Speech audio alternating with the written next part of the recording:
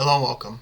So as of today, the day I'm recording this is August 28th, and we're basically NFL football is right around the corner. We're 11 days away. We just got done with the first week 0 of college football, where there were some exciting games. So basically today's going to be kind of quick. Not usually for the future. I'm going to try to make these podcast episodes about like 30 minutes to an hour, maybe an hour and a half if there's that much to talk about, but for the most part, they aren't going to be too long. But for this week, this one will probably be a little bit shorter, just because football is just around the corner. There's not that much to get into. It's just like the finalization of some stuff, and then basically like what's going to be happening moving forward. So yeah, basically let's just get into it. So before we get into the NFL news, I'll just start off with like some of the college football scores and like some of the games that like happened yesterday and some stuff that was interesting. I thought basically because it was called week 0, there was like not much that happened basically. There wasn't too many teams that played. There was a bunch of the smaller schools. So for example, like it was Austin PA versus Western Kentucky, Idaho State versus UNLV, UConn versus Utah State, and then there was the one Big Ten game that was in Ireland between Northwestern and Nebraska, and then there was also Illinois versus Wyoming. Yeah, basically like there's not much to say. Utah State won by 11, didn't really cover, but I mean the wins win. Illinois covered and blew out Wyoming. Wyoming's offense looked completely awful. So I mean, honestly, that's something that's going to scare me. Like looking at them the rest of the season is, I mean, their offense, like their running back had a pretty good game. He got hurt, and I didn't see if he came back or not because honestly, I turned the game off because it was just that bad. Illinois just beat them down. UNLV beat down Idaho State. Not much to see there. Gonna be interesting what UNLV does. And yeah, Western Kentucky didn't do much either. I mean, they won by 11 against Austin PA. I think they're favored by like 30 or 40. So yeah, again, another one where the win's a win. Nevada beat New Mexico State. New Mexico State had like one really cool drive. I popped on the game for a bit, and they brought some new quarterback in to start like the second half. He scored right away, so they might have some spark there with him. North Carolina beat Florida A&M bad. FAU beat Charlotte bad as well, and then Vanderbilt ended up smoking Hawaii. I mean, Vanderbilt just looked like an SEC team. But the one game, I just want to basically just cover those. But the one game I was really excited for, that was a really good game, was the Nebraska-Northwestern game. Going into it, Northwestern was 13-point underdogs. And, I mean, it kind of showed at the beginning. Nebraska, the very first drive, just basically dominated. Honestly, after that first drive, I thought the game was going to be, like, a rout. Because, I mean, Nebraska literally went down the field, and then they ended the drive with somebody. They basically ended the drive with the wide receiver sunning the DB, and they went up 7-0 quick, and then Northwestern didn't really do too much. So I was like, this might be a bad game. And then, for whatever reason, I mean, Nebraska did what they did. Nebraska seems to do what they have been doing recently in close games, and they ended up losing. There was a very questionable play call. I can't remember when it was exactly, but I mean, Northwestern went up, like, the end of the half. Northwestern ended up actually, like, scoring a touchdown at the end of the second quarter to go up. So it looked like, they might actually be doing something. And before that, they had a really good play where their linebackers, like, as the running back's coming down, he stripped the ball falling down. They got the ball back. That was a really cool play to have. And yeah, they ended up going at half. And then the third quarter, I think third quarter Northwestern fumbled the ball, gave up like 2 scores basically, and all of a sudden it was 28-17, and the announcers were talking like recently. It's like, when Nebraska gets that 35 number, when Nebraska gets that 35 score mark, that's when usually they seem to win the games. And for whatever reason, their coach Frost decided to kick an onside, which I get for trying to keep the momentum and everything. But in that situation, I just didn't get why he didn't just kick it downfield. I mean, they literally, they went for an onside kick, and thank God the Northwestern running back was aware for Northwestern. I mean, it seemed like even then there were some guys that were around. I mean, it was just like, this is the reason I wanted to bring up this game. There were some really, really questionable calls on both sides, honestly. I mean, for Nebraska, this was one of them. I mean, their coach literally, they just scored. They were up 28 to 17. They scored 14 straight points. They were looking like they literally were going to look like they could win the game, potentially. Like, they looked like it was going to be like, okay, this is why they were favored by 13. And then they kicked that onside, and then Northwestern ends up scoring there, and then they end up scoring in the fourth to win. And when it came to Northwestern, the coach said like there's 3 third downs where he ran the ball when their quarterback was hot. I like really questioned like why is he ended up doing this, but sure enough, I mean Northwestern ended up winning by 3, so it didn't matter in the end. But all anybody's ever been talking about basically after this game now is that onside kick, because it was just, I'll be honest, I was shocked. Like, I mean, the onside kick, it really didn't look like it caught Northwestern too much off guard. I get if it's a look they saw or something, but I mean, in that situation, he basically like gave away some momentum there, and then Northwestern ended up scoring that drive, and then literally I think after that drive for Nebraska was basically like, I believe it was like turnover and downs, turnover. It was like punt, like interception, punt again. They just completely fell apart. But so basically, Northwestern beat Nebraska 31-28, and they started off the season with the win. And and this game was in Ireland, and it was just a beautiful scenery, beautiful stadium. The stadium ended up even losing power at one point too. So it was either power or Wi-Fi. I can't remember. I'm pretty sure it was like Wi-Fi internet access. So the whole stadium got free beers basically. So the cup snake they had for there was really cool too. So regardless, it was just a really cool environment. It's a really cool environment. It ended up being a really, really good game to start college football. It's just Nebraska's now going to be talked about because of that one play call that ended up happening. So now that we're going, that was just a little bit like what happened with college this week, and we'll transition back to the NFL. I'm just going to get this one out of the way because I really don't want to talk about it because it's pretty disgusting. But the whole Matt Ariza thing, but basically it's happening with him. Basically, I'm not going to say if it's true or not because I don't know the whole story and I wasn't there, obviously, but from the little snippets they've released, it seems like it was pretty true, and if it was, then he's disgusting and he deserves to be kicked out of the league and punished for what he did because that's just completely wrong. But if he didn't do it, then I feel bad for him because his career basically got ruined from this one thing. But yeah, like I said, there's a lot that points to this could potentially be true, and if it is, then it's truly disgusting, and I'm glad that the NFL, or not even the NFL, I'm glad like the Bills took handled it and be like, all right, we're just going to cut him instead of dealing with it. And like I said, I'm not going to talk about it anymore. It's just a truly disgusting thing, and it's just sad, honestly. So moving on from there, basically, leaving that be. So transitioning now, Baker Mayfield was named the starter for the Panthers. I mean, I think most people saw this coming for a while now. It was just more, they were splitting the reps for whatever reason for a while, and everyone on the outside seemed to know it was Baker. And then finally, Matt Rule and Panthers, they announced that Baker will be the starter. Sadly for the Panthers, Sam Darnold just got hurt for 4 to 6 weeks, so I'm sure he's be a decent backup quarterback. Basically, Baker was named the starter. I mean, a lot of people saw this coming. It was just a matter of time, it almost seemed like. And Sam Darnold has he had a high ankle sprain, I believe, so he's going to be out the first month and a half of the season. So basically, this is like, I don't think there was a question on if Baker was going to play all season. I believe he was, unless he was like truly, truly awful. But now Sam Darnold being hurt, he has basically like a month of cushion to like build up his resume to basically have the job full time. Something sad for the Colts, their punter Rigoberto Sanchez. I think I forget what exactly it was. I think it was like Achilles. But the Colts punter, he's out for the season. That's just another huge blow for the Colts. They already lost a promising tight end who was 6'7".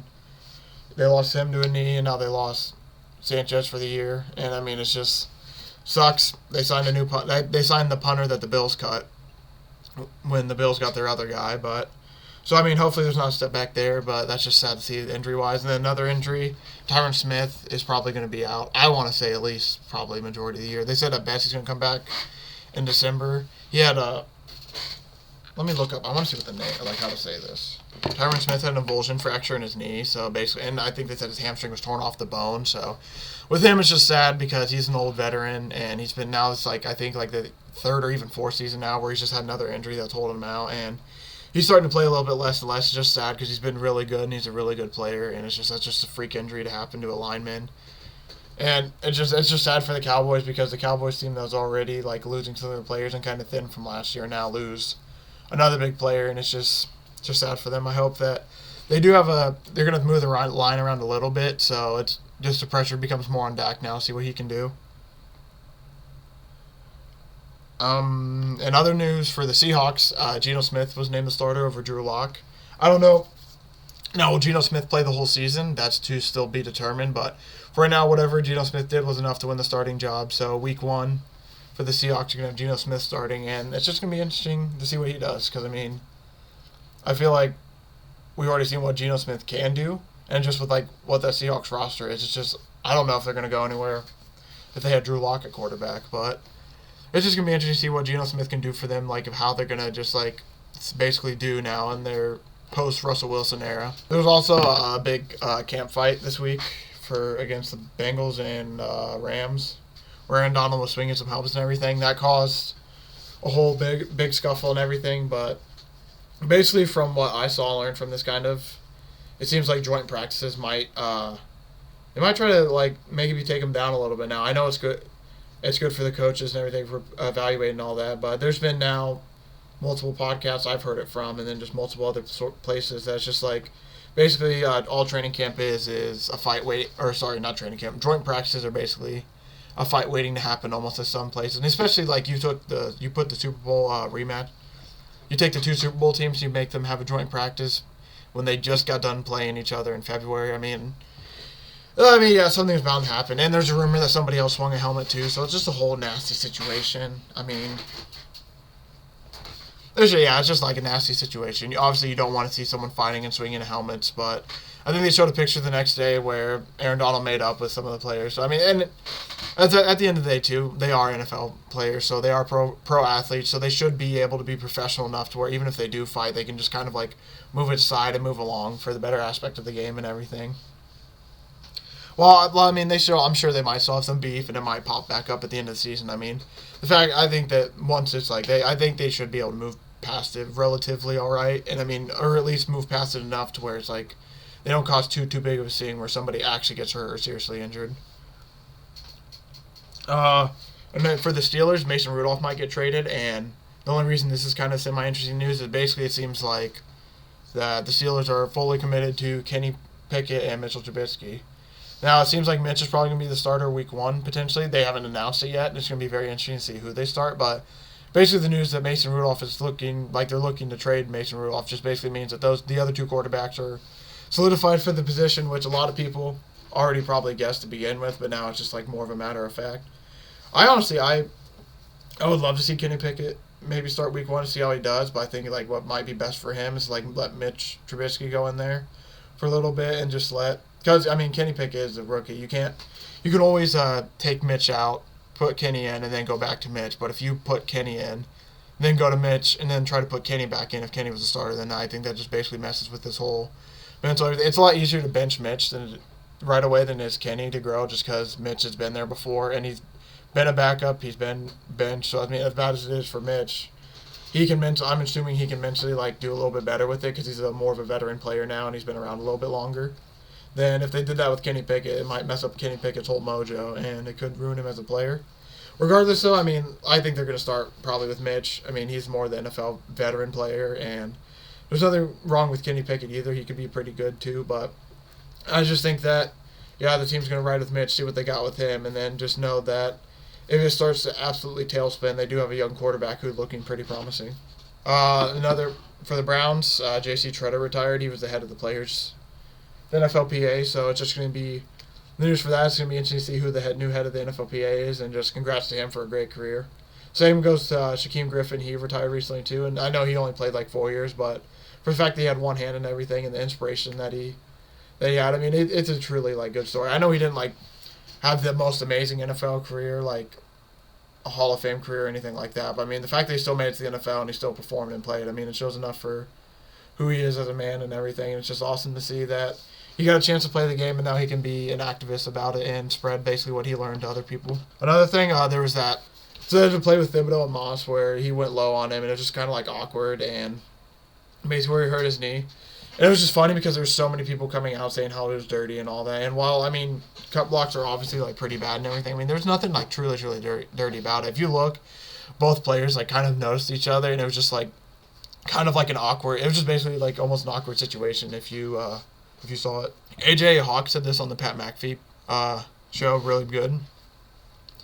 I don't know what he said like word for word, but basically like the way he explained it is like they both made eye contact, and basically in that situation you don't want to like plant your leg, you just want to keep moving, because when you stop your feet, that's basically like when stuff like that can happen. Because I mean, if you watch like very similar plays like that before that play, like they even said on that show too that the NFL committee brings up a play like that up every year, but the reason they haven't taken out of the game yet is they say that there's enough time for both players to kind of like react and play. And I mean, if you look, he basically like he kind of does react, but it's just like his reaction wasn't playing his leg in and like get ready to basically just full on throw his whole body into him. And then because he playing his leg, one guy went kind of high, the other guy went a little low, and it was just like really bad. The way I was taught, we were taught to in college for me, we were taught to like wrong arm it, so basically like come by and swing around like this, like basically throw your shoulder this way and like swing around like that.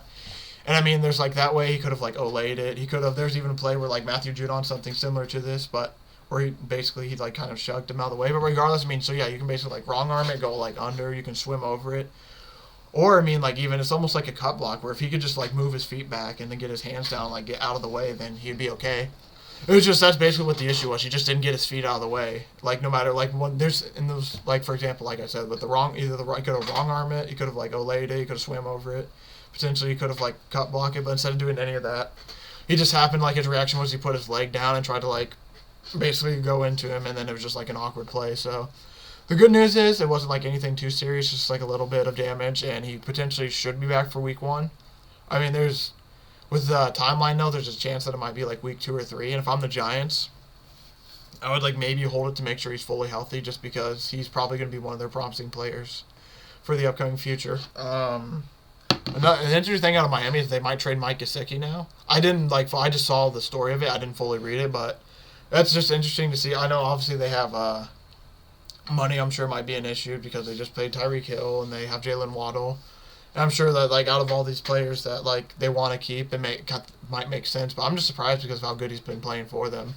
It'll be interesting to see what they end up doing with him now, though, because they basically, I think they said they're open to listening and all that. So I don't know if they're actually going to trade him or not and how they feel about him. But just the fact that they're open to it's going to be very interesting to see if Gesicki might get moved throughout the season or not. And then just Kenyon Drake's getting cut by the Raiders, and this is only interesting because it's just the running back room with Josh McDaniels and everything now. I mean, Josh Jacobs got a lot of take in the preseason, and they didn't pay him, and the history with McDaniels in New England and all that is like they let the running backs walk after their 4 year, and they didn't pick up his 5th-year option. So it's going to be interesting to see if this is kind of like a payday year for Josh Jacobs, or if this is just more of the Raiders are just going to play it out the year, see what happens with all their running backs, and then go from there. I mean, them cutting Drake, obviously they're cutting down a little bit. So with Josh now, I think Josh Jacobs is the only one who was there before. I think they brought 2 other new running backs in, so it's just going to be.